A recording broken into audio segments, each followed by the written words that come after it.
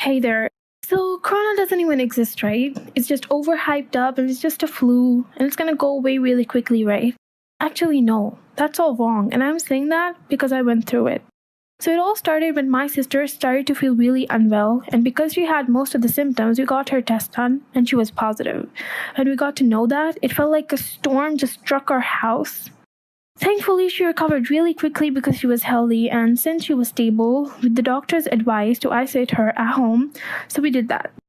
The next day, I began to feel really weak and feverish, and I also had a cough. So I got my test done, and as expected, it was also positive. So after 2 days of home isolation, my symptoms got worse and I had a cough to a point where I couldn't breathe at all. So we rushed to the hospital and they checked my vitals, took my x-ray and blood test and all that. And at least after 4 hours of waiting, the doctor said they were going to admit me in an isolation room.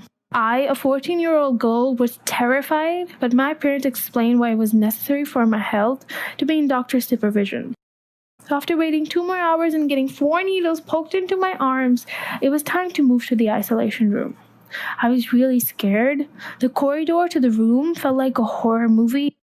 So at 4 a.m., when I got to my room, there was another lady in that room. She was really old and unstable, and she was attached to many machines.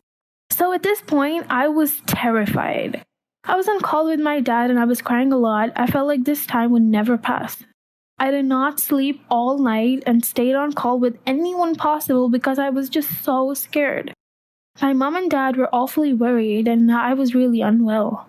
After getting countless injections and drips, I was finally discharged after 3 days and remained in home isolation for a week. This time was extremely difficult for me and my family, and it was really hard to stay strong. I began to feel hopeless and depressed. But from this experience, I got a lot braver. I couldn't even get my blood test done without my parents by my side, but after this, I got many injections and went through it. I just have a request. Don't spread false information on the internet. It can affect someone's life and health really badly. I, who believed the virus was nothing but a flu, I didn't take it seriously at all. And I guess I learned my lesson. All those of you who were infected and who are going through a hard time, and those of you who are going into depression because of this, it's just gonna get better. It's gonna get better.